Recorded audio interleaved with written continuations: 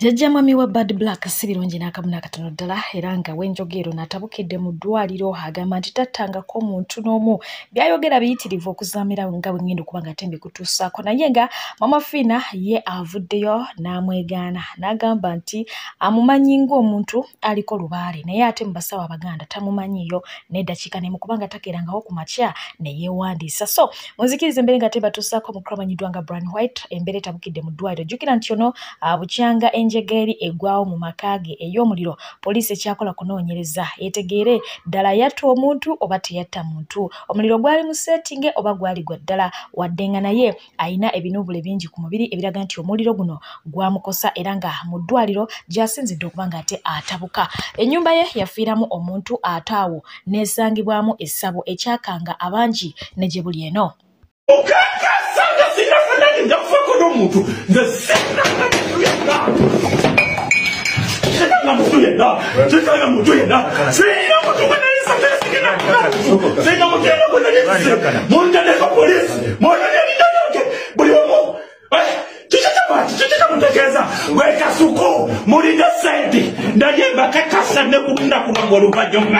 Lugenda kubeera bweruti nganango obulumi bwange bwenyina mukyakakasanga mulufuna tuwumuleko katono tugenda okumawo tweyongerewo ne interview Brian White tubuulira story nga bwe yali okubanga asambajja egenda bibungezebwa online YouTube channels n'abantu walala wangi awabadde watambula information eno ye gyagamba nti bamulimba alimugezaako okubanga atuwa account entuufu ku kiki ekinennyini ekyatuukawo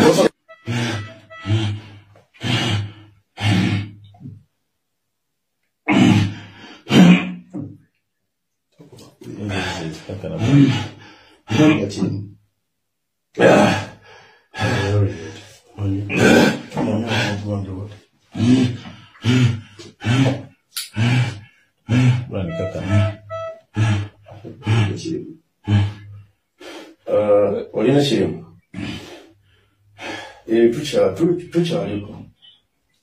tukyaliko olina kirimu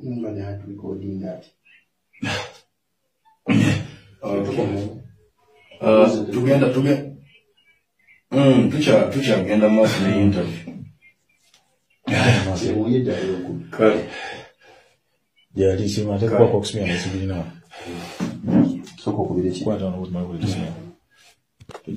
Kau madam hari tarik kata ni. Tadi. Makan juga ni cik. Ya cari macam mai uska kuira.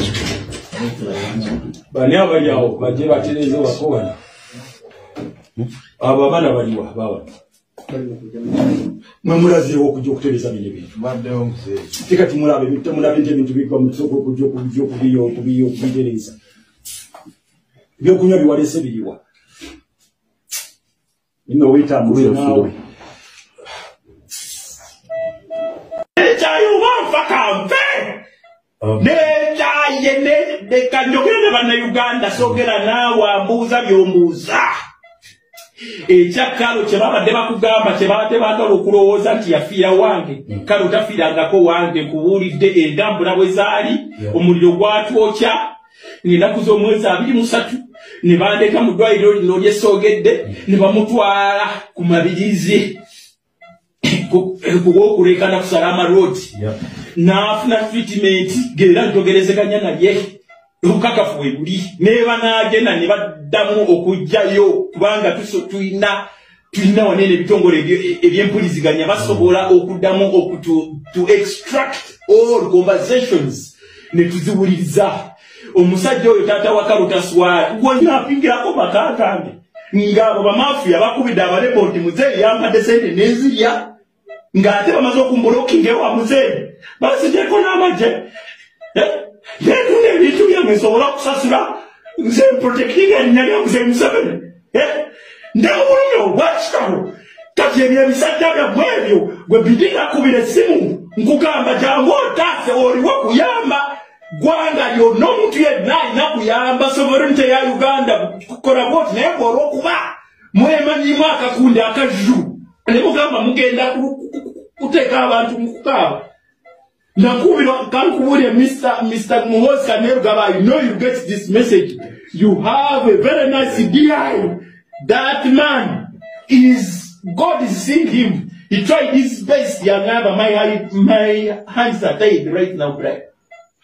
Zembate sogera nga bintu bino nga ndaba biswaze gwanga lyange. Naye ntuuse nga ndaba kati nekyaye. Ku bantu mwe mukubasa kula mukirowooza. Tana Uganda mugenda kukikungula. Naye nzibawulira Muzeeyi Museveni. Njagala police nga wateekako horizons. Njagala buli kituuka wa muntu. Teekayo special investigations. Sisi bantu abo abali kulya site nga balowooza bagenda kukwata nyuki. Museveni sikuwa addressing a comment. Kuwanga mpulira busibu. Muzeeyi kakwata esente zake najja mu maaso ko. N'ozikiriza n'ogamba mutabani olina idea. Muzeeyi wulira bantu ng'okumanya abazadde b'abantu tebaswala. Olunaku omwana oyo ng'abuzaayo wiiki tufuna obuzibu. Omusajja oyo yajja. In fact, sina wiki. Abamugyako interview mutunuulire omukono guno. Baali bamuzizayo ebombo. Nga bamusaba emitwalo 18. Nze bweyakabirira ku ssebo. Nanyamba gwe. Nze muteze kunyamba munange. Emikono gigenda kuvunda. Tetulina we tuli. Omukazi ajingiza mu bintu bya lubaale. Sina kyeddina. Owulira mukono kugenda kuvunda beetaga emitwalo 18 abadde mu bantu ngende bamutunga. Okukoma waawe waka wabo lwe bajja lwatuwoleza omusajja azze kusaba mwana basaba mwana sente za kudya. Nga n'ebirogo bebeefuukidde bagaba basiba ekinnya kya ttooyi naye nga balina enswera 3 zibakoba emisinde. Awo. Muli mutya abalonja abekomere ku PJ The News anka yasikansuire nti muli bulunja yone ejemusizide kwanga temutumbude antuso kwanga tebatusako ebyenjawulo omukyala amanyidwa nga Diana Nabatanzi amanyi ba foot soldiers yesaze kayero nanekera bwatyo manyika kala kaka naye ngolwo okuba nti ebyobufuzi byakaletera okubanga ateeka gotana muko mungere mu bendala mu ggwanga lya Uganda bamu bakakyayira ddala ataba ne bakyawa ready naye nga ensonga Diana Nabatanzi avuddeyo n'abategeeza nti banange temuyomba lwakala nkambadde bwambazi mu mutima munda nze mmanyi kyenkola ki kyempagira oba kyenjagala kakati bwe bituuse byakwewozaako ng'onogyeyo kakala konna kozi ye yakitegedde nti ba foot soldiers bayinza okukola ki omuyisaamu eggaali lwakakala kayambadde era nga yafunye likes eziwerako ddala agattako ne comments ne bamutegeeza nga bwe bamusonyiye keyeekoze ki keyewozezzaako. Byo ebigezo by'ekibiina ekyomusanvu abaana babikubye olukumutwe tulinda bulinzi results na kusaba bulamu bwokkamu nga tusseeyo okiwulidde Maya Musuuza wa Edlisa Musuuza y'omukubo ababitudde ate nga n'owa Lucky Mbavazi n'omukulu Patrick Kanyumuzi yabadde omu ku bakandidate n'owa Gravity omutujju bangi naye nga Katsaye Mungu atukwateko byonna bitambule magira sana. Ate nga y'omukulu amanyidwa nga Alex Muhanje yasinga n'omutesitesi wa comedy yamuzannya n'amukoowa kati n'asigala kumuteekateeka oba okiwulidde avuddeyo bw'ati nategeeza nga bw'agenda okukuba olukuŋŋaana olw'abannakatemba mu ggwanga lya Uganda basobole okuba nga ate munnange beddaabulula kubanga kirabika ekintu kitandise okuyiika ayagala batuule balabe waabwe balina okuterezaamu ate n'okuyunitinga babeere bumu baleme kubanga ate beeyawulayawula oli ali eri ebintu ebyo alabika nga tebimukolera ddala bulungi so asazeewo okuba nga ate akola ekyo ate nga ye mwana muwala amanyiddwa nga Shakira Kamnegeya avuddeyo n'ategeeza nti essaawa yonna agenda kuba ng'akola ki atuywamu ekivulu music awulira nga amuwezezza buli kimu akikoze kaakati kaabawemu ka concert namwe mukole ki namwe munyumirwe. Mu kiro ekyakeseza olunaku olwaleero omukyala amanyiddwa nga Mama Jona muyite Bad Black yasuzaako wolabayo nsinga gwe bbeere olyagala nti mugende muyonka nti nakawere si yaliko ebbeere dduugi mukwano kati gujja bagira bujabagizi okitegedde wali wonna amata abakoowodde nti ebbeere eryo oba yabadde ategeeza bafirisuuti lyeyayonsa abafiripi simanya n'abasirikale ba Falaawo luli eri nga Musa tannabakola ki kwawula nnyanja kati kitegeeza bbeere lya muwendo nnyo naye nga ye omusawo w'oku TikTok yakubiriza abakyala beemulugunya nnyo ku nsonga y'abaami okuyonka omusawo yabategeeza nti omwana waba tayonka nga yavudde ku bbeere oba yava ku bbeere nga toli nakawere toyonsa omwami muwe bbeere kubanga kiyamba gwe ate tekiyamba mwami ayina ensonga ze lwaki weewulirireko awo nno ebbeere olitere ddala n'omutima gumu bw'oba toyonsa mwana nga toli mu kunoonya mwana bannayo omusajja okwonka ebbeere ddagala opreventinga kansa w'amabeere era musajja gwe weebale nnyo weebalire ddala jjanjaba mukazi wo.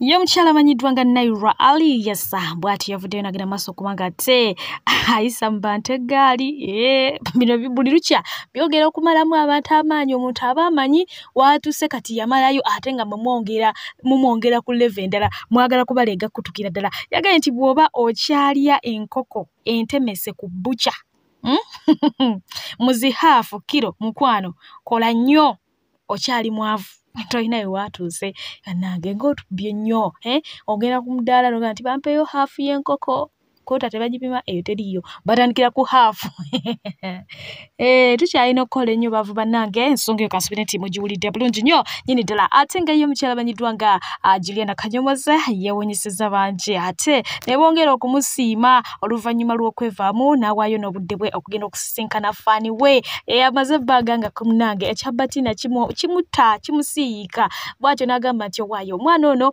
kamuwe obudde mbere nga temukubako surprise. Auralero ekakukuma ngana wedana okuma kulonda mu banti nena babiri omulongo ekakutwala mame wange umutima gumere mutima matumye abantaziko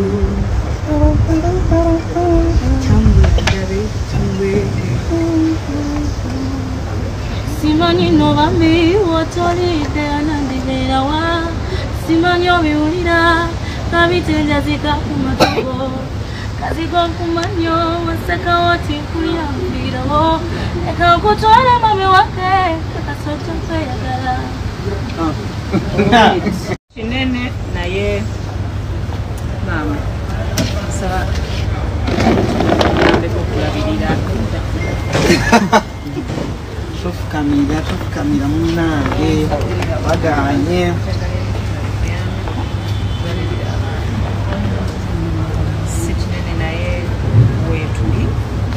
tujja kwongera okubeera nga tukuwuliza kyonna kye tuba tusobodde nga tuleeta nga tukwata nabongera omusi. This is for you for shopping. Remember you said you want to go shopping. Now you're going to go shopping. Just kwatira kaawo okuyambako Gabriela waffe ne ala naye muleetedeyo lunch. Barakallahu fikum. Banna. Yeah. Thank you so much. Your time is a stiraba. Eranga alan. Olabanga alan yagami ntolabi. Sikulabanga ko.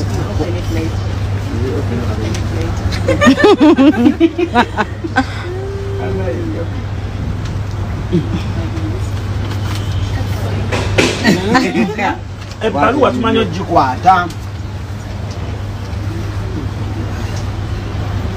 Abo mugenyi wo. Uyerira wayo.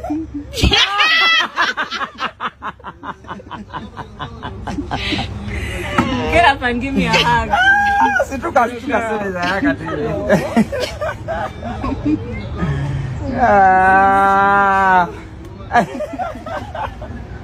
Eh.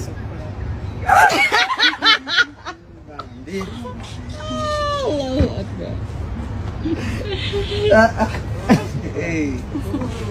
Gabi. Nabayo. Eso nizimutao. Yes, proper. Muleke.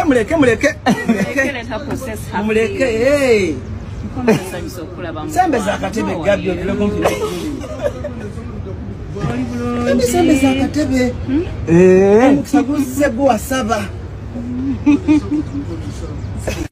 Nokulanga tebigambo nasagala nnyo lugambo n'ennyumba sizikomboza amachone mama njulira naye abantu basobedde Julia n'abantabudde negulala omanyedde okukyuka tekitwala budde kasitoyambuka kibamba ezibale simba nawe Ate nga bo bannayuganda abasinga obungi bakowodde poliisi ebeeko kyekola ku mwami ono eyavuddeyo n'ebiboozibozi ng'anyumya ebiboozi ku baana abato ab'obuwala nga nno munnange babeera bato ddala era ng'abazadde abasinga obungi kino tekyabalese kye kimu era nga basigadde beebuuza poliisi ekyakola ki kubanga ono yeewaddeko obujulizi obulaga nti yeebakira ddala ku baana abato agakyali amabujje.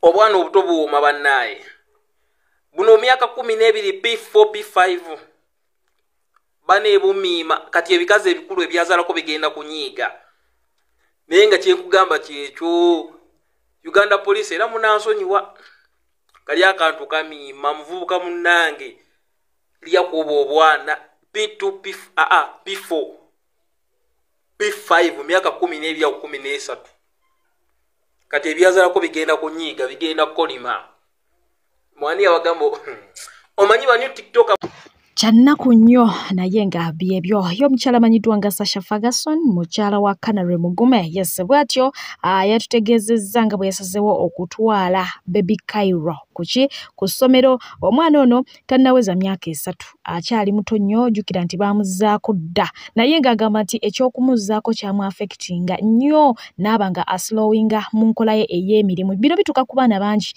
n'aba nga okwogera kuli wansi ddala emirimu okugikola ng'omwana ebintu byalina okuba ng'akola byakendeera bukyanga bakola ki bamuzzaako so yasazeewo okuba ng'amutwala ku ssomero asobole okuba nga yeetaba ne baana banne mu myaka gye gimu egyo boolyawo anaapiikinga eryo nno ddagala ebeera therapy y'amaanyi so oyinza okuba oli eyo ng'obadde tokimanyi ntera nnyo bbala mu comment section nze omwana wange wa myaka 3 tayogera omwana wange wa myaka bwe giti takola bw'ati omwana ennaku zino twasukka nnyo ebintu by'okwesibira mu nnyumba tebiringa biri ebyaffe ebyedda ti omwana yabeeranga eri n'abeera wa neighbor n'obeera ng'olyokke ennaku zino bintu byakwegalira mu mayumba so ebiseera ebisinga abaana bano wabeera tebazannye na bannaabwe babaako obuntu obwo bwe balaakinga ekintu kye yandiyiza okuva ku munne amusingako omukisa ogwo tagufuna kubanga gw'omuggalira mu nnyumba n'omuteerako katuuni n'abeera okwo kwegamba ne gubula asala.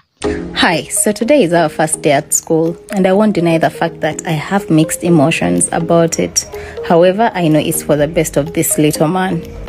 Cairo's development has been very slow from the time I conceived his little brother, speech delay, and so many other challenges. Unlike his brother, who is so friendly and all over the place whenever we go to play parks and social environments, Cairo is very much withdrawn.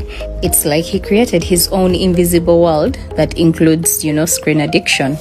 So I found it very important to have him start school now so that by next year, he has loosened up and he will be able to blend in with children of his age.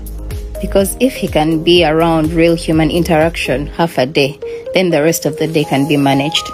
By the way, postpartum, the loss of my father and Cairo's twist in his development took a serious mental toll on me within the first 3 months of dealing with 2 under 2. Kanga bashibaholics batandika okuyisa mu Cindy egaali bamulaba obagwa makeup bamujerega I am paid to exist. kakati Cindy Abundance on my lips. kamutukira ddala bulungi Every breath that I take is the proof of my gift. yamukwambala What I seek seeks me back. obokitegeera Every dream's on track. syndicate ne bawolereza I am light, I am whole. bagamba nti nedda All Cindy abundance flows nakazadde back. waggwanga Cindy I align with the flow. Every seed that I planted will grow. I am guided, supported by the light I've embodied. I walk fearless and steady, my path in full glory. My heart is the story. I am paid to exist. Abundance on my lips. Every breath that I take is the proof of my gift. What I seek seeks me back. Alright, this is called the Badwig series. I just want to let you know the Badwig is in Amsterdam, and we're about to take the train and go and tour the city. The Badwig has friends. Yeah! Alright, so we came out with the Badwig and we've come out for, this is lunch, right? Yep. Yes, after sound check we've come out for lunch. See. Ooh. So the Badwig got hungry. We thought we should come to the restaurant and have something to eat. Before the show. So yeah, and also get ready for the show. Also to designer hairstylist again jatekemu bikale bibi ono mugundi mu wigi ya fembi. We're just going to do some very lousy hairstyle. Yeah, the worst hairstyle we can find. But we shall have the vocals. But we gonna kill it with that Badwig. Badwig might fail on everything else, but church have vocals. I highly trust Badwig. So I really appreciate you following this series. Can't wait to see you at the show. Mwah. Wewawo omukyala amanyiddwa nga Maureen Nantume yakubye press conference yasijjukira nti ayinayo show oba concert naye nga ye mwana muwala Carol Nantongo bw'atyo bwe yazze akunamye ekintu kino abangi tekyabalese kyekimu era nga ne gye buli eno yafuuse dda topic jjukira nti yabadde ku front wennyini wali ate nga yabadde ayita ku bakulu okitegeera so ali eyakalirirwa Josani Becky yabaddewo nnyo nnyini ddala naye nga abantu tebambadde bulungi bange kulaba lubuto bulijjo batugamba ate n'empeta omwami Ssekajja lwaki teyazze yatugambye nti omwami kakati ennaku zino munene nnyo takyesobola bulungi ate nga ye Sophie Nantongo bw'ati bwe yaswaziddwa omukulu amanyiddwa nga Hajaruna Mbiru entalo zaabwe sinnabazitegeera ziva ku ki kubanga yabuuzizza bonna ababadde awo n'abakwata mu ngalo naye Sophie Nantongo we yalesezze n'amubuuka oba mu bufunze n'amukuba omwenda nga bw'okirengera engalo yazijjeewo ku speed y'ekitalo ddala era Sophie Nantongo yasigadde awuninkiridde anyways yo omukyala amanyiddwa nga Maureen Nantume yagenze maaso kubanga ate asiima abantu be abamubeereddewo ng'era bw'omanyi bulijjo amaziga gaba bagoyinga emotional ne bakaaba olw'ebyo bye bayitamu okutuuka ate we bali yasiimye bonna ababaddewo kubanga bazze bakola ki bamuteekako ettofaali naye nga wa social media in-laws bayisizza eggaali mu muwala we Whitney okitegeera naye nga ebyo byose sijja kubanga ate bibatuusaako bibavudde omwana saawa eno kati concentrating ku mwana ku maama omwana naye yabaddewo ate nagenda maaso okubanga ate anyumyamuko okuba yazze kuwagirani maama we nnyo muleze Maureen story gye ngenda okunyumya story yange naye story mwe muli siina wenkyuka n'entunula eno nga temuliimu tewaliyo we muli buli wamu siina gwe saddukirako nga biganye nangoba nze nnina omufaliso gwe nasooka okusulako nga ssente zanze mayinja nina eddoboozi lye nasooka okuyimba eddungi nga mwami lutaaya come and be around my mom, of course. Yeah. So my name is Whitney and I'm the CEO of Pijama Bay with my representatives. The CEO is to keep them. Yes. So Pijama Bay is a brand. Ekwatagana ku sleepwear. Anything to do with sleepwear, bedroom wear, housewear, anything. So that's the brand. To go into details, I'm not saying I'm a nightwear, but mulimi orafe, it's yeah. So that's the brand Pijama Bay, which will be Pataganako, anything to do with, but it's a girly brand. But in time or kuja tujja kuba tuyingizaawo n'abaami n'abaana. So it's still a young, yeah, n'abakyala. It's still a young brand, but in God's grace, we shall become bigger. Yeah. Thank you for supporting. Thank you for coming through for my story concert. I'm Whitney, proud sponsor of my story concert.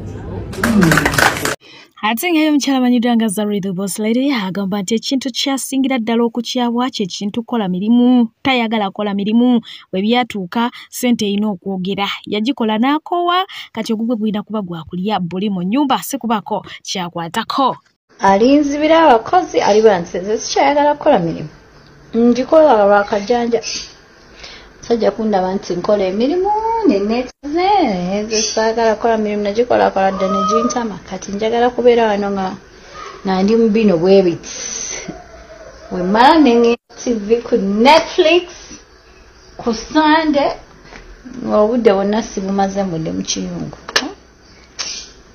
nange Bwoba omanyi nti tomisinga wano video yonna ogenda kubeera ku mulamwa ku topic gyenjolekedde y'ey'omukramanyiddwa nga Lucy Abraham.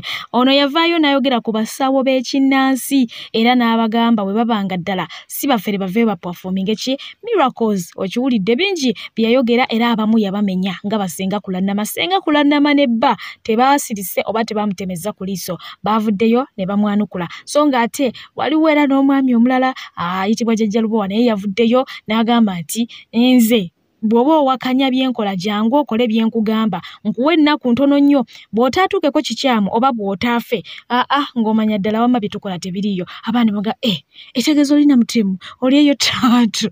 Anyways genda kuba nga tesooka nkutuuseko abasawo Abaganda nga batabukidde Lucy Abraham. Waliwo omuvubuka eyeesimbyewo gwe bayita Lucy yagala nti agenda kuleeta abasawo simanyi ku poliisi abaleete simanyi baleete n'amayembe nedda amayembe tebagatembe yanga gwe bwolowooza wabula njagala ojje wano ewange ewa Jjajja Lubowa wano wendi ne poliisi ne bannamawulire n'endagaano tukole endagaano ojje olinnye wano ku ttaka ndiyoole onaaba amazzi mu ngalo ntabulemu eddagala lyange bwe wanaayita ennaku 10 nga tolina kikubaddeko ng'oba nga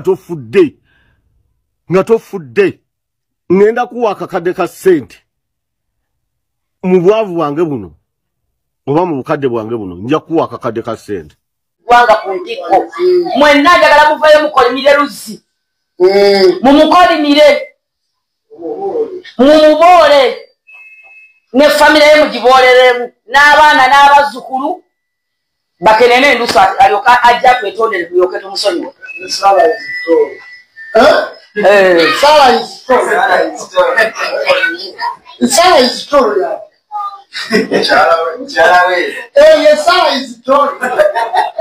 Kali akalinga kannawulu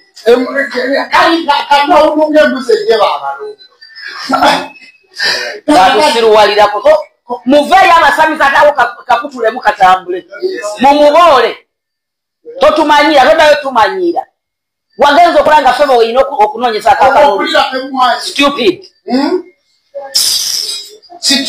creature ale nombu yayogedde ku bantu basatu fekka kakati kona walungi buwera buno okusanga omusajja nga wasiza omukazi owokubiri bakirabanga kive kale ssebo gwe memba wa parliament lekeraawo okutusiruwalirako tetwagala kutumanya tasobola nagenda mu parliament musiru nnyo yani yamugamba nti lubaale waffe wakwemulisa ntunuulidde nze namugambye eggulu ngenda kumuloga kyetaaga nakologa nekitayita namu ku parliament tasobola nakuyitamu tasobola nze bw'oyitamu bantemako omutwe tasobola kuyitamu oyo naye ate ngaatutidde mundu yaffe ate oyo kyetugenda okumukola nze ngenda kumuloga lindaako kati omanyi bannayuganda tuli bafu nnyo abasajja abazungu bwe bajja wano nga baleesa amadiini baaga tujjidde ku misoni nakati babayita baminsoni abamu babayita baminsani maama wange yabayitanga baminsani naye baagamba nti tuzze ku misoni mu Africa kuba mwe mwafumbekera golodi bamissionaries naye gwe nekikweyagazana nnyo ffe twabuuka baba tetuli kategore eyo abasebo ne banyabo njagala kubabuulira mmwe bajjajja b'abaana n'abayimbi n'abantu bonna bali mu ggwanga buli omu avuga erayini ye omwami mulabi olwaleero ng'ayogera ne mwogera ku by'omwala omwala gw'omu kibuga nammwe ab'e Masaka nga mwogera ku mwala nammwe ab'e Kalamojja nga mwogera ku mwala muleke ffe abaagera ku mwala tugwogereko nga twagala ye yavaawa ye nsimbyewa simanyi nakumanya Kampala Central naye n'abannayuganda tujoogeddwa kiringa ng'omutabani wa Kyagulanyi kye yatukoze yayimye mu Amerika naga nti bannaye mulabye ekiri e Sudaani ekyo kye kitwetaaga e Uganda mulabye ekiri e Tanzania ekyo kye twetaaga e Uganda oyogera ngaani oyogerera ku bulamu bwani bw'atalina na makulu mu nsi eno omwana oyo yaani ye Solomoni bwe banaaba batta tebajja kwawula wa people power, tebajja kwawula wa movement, tebajja kwawula kulanama na jumba abatakyalina kyetuwagira. Ffe tuli side zonna, awangula gwe tugenda naye kubanga tuli bakulembeze b'abantu basebo ne banyabo. Naye mama awulira Solomon mwana muto mumuleke ajja kukula. Anti bakumamu omuliro era abasinga okutemula abantu jeje myaka gye. Akyali mwana muto. Naye talina kukula ng'akumamu bantu muliro. Wawirako kayimba kawalukaga ke yayimba n'agamba nti ndeese bwino bw'omutembeya ab'omukulu amanyiddwa nga Fred Kajubirumbu yes ye agamba nti Luzzi amumanyi from A to Z era nga yavuddeyo ne bwino okitegeera ennaku zino yaliko ne baby mama omukyala Debbie naye avaayo awandamuliraga nti omusajja mufere omusajja mubbi era bwe mwenna abalowooza nti alina kyajja obbakolera talina kyajja bbakolera naye ng'ate ne mwennyini yeeyogerako dda n'abaga nti ye talina kyagenda kukola kikubakolera n'olunaku lwe mutaamulonda ajja kudda ewaka akola epate kuba ajja kuba abawonye era kwanga kutuusaako lumbiye nga alese bwino wa Luzzi Abraham nkwewuunya akola post n'ogamba nti Luzzi ju naye Munnayuganda ategeera luga nti Luzzi ju gw'atakimenti Luzzi Anderson musajja Munyarwanda gw'atakimenti Luzzi Anderson musajja mufere takyasobola kugenda Dubai misango gya bufere na gold tasobola kugenda mu Europe misango gya bufere na buki na bubbi ye tawasa mukazi atalina ssente bonna alesa ababbi yabadde bisempeke n'amukaza wano mu Uganda gojjeko Bad Black socialist yali okubiri yali Debbie Sempeke n'abadde n'amusula wansi oyo gayi gomugambo ali kireva nnyo ayogera nnyo ye wateeka ssente amanyi nti agenda kuteeka miliyoni 5 ba 10 agenda kubbawo kawumbi. Debbie mujjukira sosola eky'omukyala yali muwala muto nnyo Debbie Sempeke ng'oggyeko Bad Black ye muwala w'okubiri okuba ne ssente mu Kampala yamufera n'amubba n'amuteeka wali ng'amuwasizza najja n'awasa omumbejja wa Buganda n'amutunza amataka ga Buganda gonna ag'ekika kyabwe ssente n'azibba. Bw'oba oyagala okuprovinga information genda onooye ow'ekitiibwa Aloysius Matovu Joyce Senior yakolako ne episode za video ng'akaaba ng'omuvubuka oyo Luzzi abbye omwana muwala omumbejja n'amubba amataka gonna nga gamutunzizza n'ebyapa nga ssente ziri mu buwumbi. Nabba omukazi omulala kati nono gwaliko mbu simanyi salad simanyi store naye alina kyamwagalako atunda golodi omufu kati essaawa zino ayimbamu asalimusali yamuwa projekiti z'okulima kasooli ng'asaplayinga ki amagye kuba kati ali mu sisitimu ebintu byali mu kukola okwogera essaawa zino bakiyita kukwata bwongo bw'abantu naye ng'akikozesa nga diversion talinda kati oyo waliwo n'omulamu oyitaama era naye system naye Munyarwanda munnaabwe oyo gayi gwe bayita Bulwadda kati bw'olaba Bulwadda ekifaananyi kya Bulwadda kirabire mu ono Luzzi those are same groups be Abanyarwanda bateekawo bafuula nti eggwanga liri bulungi nga bali ku ssente za state kati gwe nkulaba gakomuledi ogambo simanyi Luzzi ejju munayi otegeera lunako kigwe Munnayuganda baakutte sse ne basasula mainstream media ne basasula social media okupromoting omufere nga n'amateeka tegamukkiriza dde okwesimba mu Uganda dde okwogera ekigambo n'ekimu oyo Guy Luzzi yagenda emitenda bamufuutula nga mufere n'alemu addokoko najja buli kimu ng'akikoze ekyobufere mukimanyi bulungi nnyo kati okuba state yamutaddewo ng'akola ebintu bibiri wano okusika attention yammwe tu n'okuba nti kati n'omufere ayina obuyinza omukkiriza okwesiba mu Kampala emisango giri mu kooti faile zikwata omuvubuka oyo ziri mu kooti ziwera n'30 gomugambo agenda kwesiba mu Kampala Central bakwadde ssente Luzzi omufere aliko n'ebbaluwa aliko n'arrest warrant eza kooti n'eza poliisi nga mufere w'abakazi mufere wa laavu mufere wansi mufere wa gold buli kimu akibba bubbi. Lwaki muwomwaganya bannanyi citizens otumalira obudde okubba eggwanga? Ensonga y'abalwadde okugulirira abasawo nayo bwetyo erabika ng'ate erinnya. Mu kusooka twalaba omusawo eyavaayo n'annyonnyola butya abagenza oba abalwaza abalwadde oba ababajjanjabi yes abababeerako mu ddwaliro bwe baba tugumbula. So ku mulundi guno ngenda batuusaako omusawo agamba nti bo basusse okugulwa naddala ng'omuntu agenza okukeberebwa obulwadde obwa siriimu oba akawuka ka mukenenya. Banange tukoya abalwadde naddala abakyala. Ladies, you have this habit. Nojja nongamba musawo kusimanya bwe nkuwa ssente but then I bring my partner mbusaba omugambe mbundi mulamu mbu naye nze tonkebera nekubuuza lwaki sikkebera n'otandika musawo nanti omanyi manya nze nyinza okuba nga ndi mulwadde akimanyi mulwadde aweza nyinza okuba nga ndi mulwadde ate musawo omuntu ono I don't want to lose this person mwetaaga amazima ga Katonda. Those ladies ate biseera ebisinga abakyala abo babeera baside chicks ng'omusajja alina mukyala and the worst thing those ladies tebaagala kumira ddagala tebalimira kyokka najjanga mukama sebo naakugamba nsaba omugambe bw'okebera nti ndi mulamu. The fuck? How can I say that? Nedda kati sente mmeka ezigenda oggula obulamu bw'omuntu. Let's be sincere. Sebo maama oba sebo taata oba nnyabo maama gweyagala kumpa sente, how much? For me to risk someone's life gwe tofuddeeyo ku bulamu bw'abantu bameka bw'ogenda okusaanyaawo kubanga ojja kusanga ng'oyo omusajja alinayo abakazi abalala. Ekitegeera osange nga abasiize. First of all osiiga ye n'agenda nga asiiga and ebiseera ebisinga ekisinga okunnuma gaayo oyo bw'alwala agenda n'alwaza omukyala w'ewaka.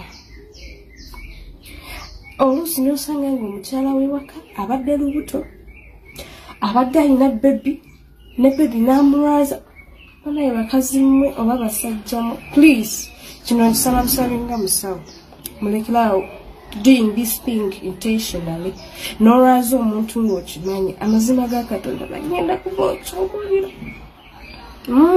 Nze toyina sente z'ogenda kumpa ng'abe nti oli mulamu nga you're sick nsigale mbunange nyeri nebake ngambe mbu I got money today, I worked era nakikubye sina kyemba kikubye nga I've risked and killed someone.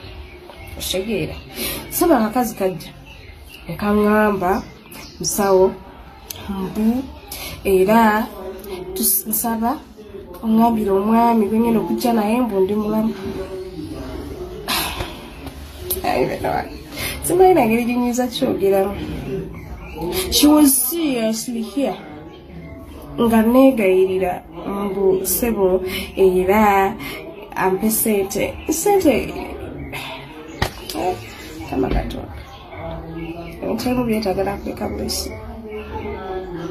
Naye you ladies and men nga tubamanyi nti muli balwadde, stop doing things intentionally. Ffe tujja boogera tujja boogera community wise at least buli muntu akimanyi nti muli balwadde.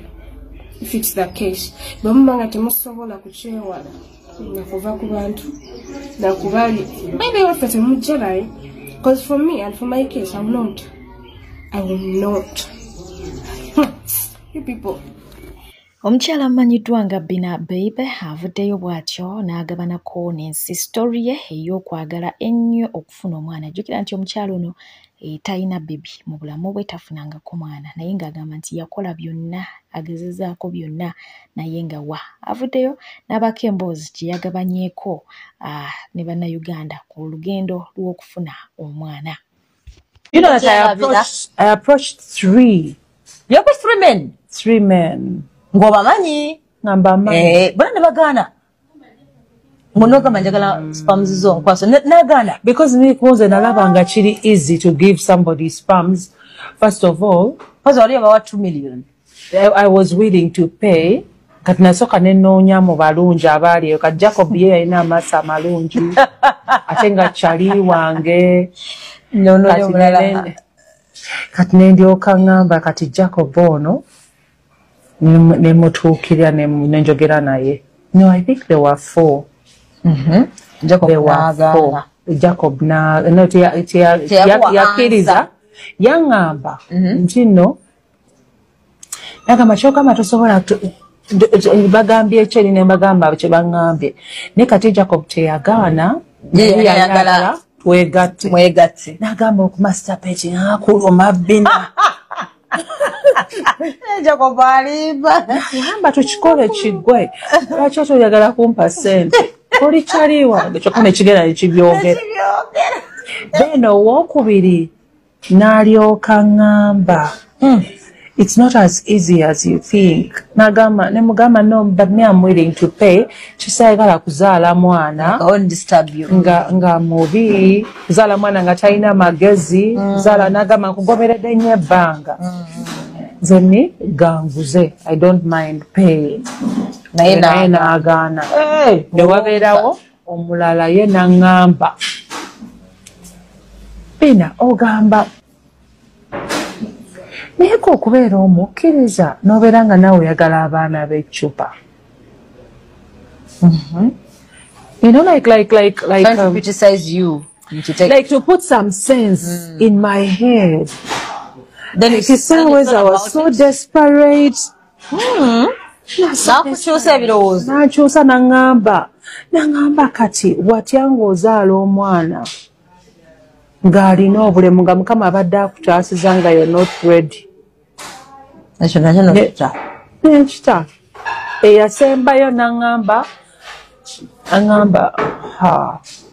first of all, Masen is very painful. I need to discuss because this whole body is not mine. Yamchala wangad, which was the truth.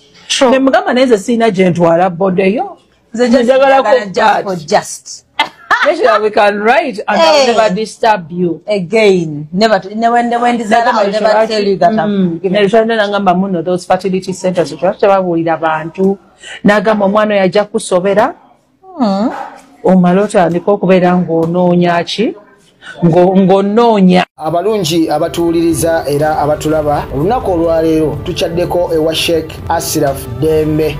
Sebo sanyusa okubalaba amannya agange ye Sheikh Ashraf Dembe akola ku bizibu by'enjawulo. Omuntu singa aba alina ebirwadde tumusomereddwa tumuwa amazzi ga lukuya nga bw'obadde ogalaba tugenda abantu ku kyoto ne twokya emizimu emibi egibabaamu n'okulomba edduwa. Abantu singa abeera ng'ali wano atuuse sobola okumulombera edduwa ne waba atatuuse nga mpadde amannya ge naye ng'ali wala. Neetaase enamba yange yeno eri 0707763711. Namwe bannyinaffe abali ebweru oyagala okuba nti oyagala okulombera ku dduwa ng'olina ebizibu visa zibuze amaka gakolongotana sente zikola zimpita mu ngalo ojja kumpeereza ekifaananyi kyo n'amanyago ebyo byokka bijja kummala nja kukulombera edduwa ojja kutereera. Olunaku olusembayo mu mwezi mba n'edduwa eyawamu ffenna n'abalwadde bange abakadde n'abapya. Salaamu alaikum warahmatullahi wabarakatuh. Oluvannyuma lw'okubiyitamu byonna n'abiraba kati essaawa eno n'abalekcara anaabasenga omukyala amanyiddwa nga Prima Kadashi ye agamba nti avuddeyo okubabuulirira ekimala kikola ki kimala. Bw'obanga olina omwaganya ng'okyabeera mu maka g'abazadde bo tewudduka kwepangisiriza kazigo. Olina okuvaawo ng'ogenda mu kimbufumbo. Alina bingi byazze ayogerako era tujjukira luli yapondooka n'agamba ebyokuwoza mbu ye proud single mother yabivuddemu era omwana bamutwale gye bamukaayanira mbufunze instead of obuvunaanyizibwa bwe bulina okuba nga bukolaki bw'omuddamu full string. Sigala kuba nga nsukka ngenda kubasibiza omukyala ono okubaweereza mbadde pije ngenda sabamu nga takomera pera sigale nga te abakumide ate mubeere bulungi bantu bange mweraba. Agenda okujja muzigo. Nze ndaba kyanguwa ng'omuntu akugjewa sirikomeninga muntu ng'omwana omuto ng'oli muwala mbu okuzeekuzeemu ng'ewammwe bakyasaana okugulira emmere mama wo n'akuwaayo ekyebiri ewammwe nga tosasula amasinnyalaze mwana gwe nga weebaka weebasinze obeera ewammwe n'oyoza ebintu n'okera makya n'okola emirimu. Ze mbabuulira. What if my man rents for me? Ate lwaki mani wabeera ku rentingira lwaki abatakuwasa buwasa ne mubeera wamu? Omuzigo omukwano omuzigo gumenya. Since I don't recommend a young girl kubanga for a boy omuwere omuvubuka oba olina okuva ewamu otandika obulamu okitegeera. Omuvubuka oba olina okuva ewamu otandika obulamu you start your own family, but for a girl I recommend you to stay at home. Omusajja akukime wamu. It's even respectful. Ne respect banene. Omusajja jakuwa ngobeera wamu nga tobeera muzigo bananga omuzigo became kubanga rent wabula oba ogenda tekuwaako ku bantu osasule rent. Okitegeera rent emmere okimanyi wobeera oli mu muzigo omusajja akuzinina n'emmere angi ish ate nnakuluma mukwano nga tolina ssuubi bakulya ne bakulira emmere bakulira emmere ne bakulira biru ne bakulira ezaayaka zemku topangisa ewamu oba okyasolobeerayo ewamu nga bazadde bo bakulabirira be at home sembabuulira topangisa kubanga wopangisa oba oyingidde obulamu obutali bwangu obulamu bujjudde ebikemo obulamu bujjudde ebizibu banange babuleko omuzigo olaba osoba ngolaba mukwano gwo ng'alina omuzigo gwe tomweteekako tomanyi byakola funa rent kubanga rent newe gye emitwalo 10 ogiraba ng'oli mwana muwala mu 20 years pozi ng'olina business naye mbujja sibu owewaggule bwoti wamwe mbakubanga mama wakutumye mbulakuba wamwe bakugamba mbuto oyingira kiro mbofuna omuzigo mukwano omwezi guggwako nga osasula emitwalo 3 nga togayina oba ogendagenda bokoshi oba ogendagenda bebake n'omusajja azikuwe emmere netwa tolina kyakulya era nga bakulya lyakanaggwako mukwano private party solobonaabone nejjamu n'ekituli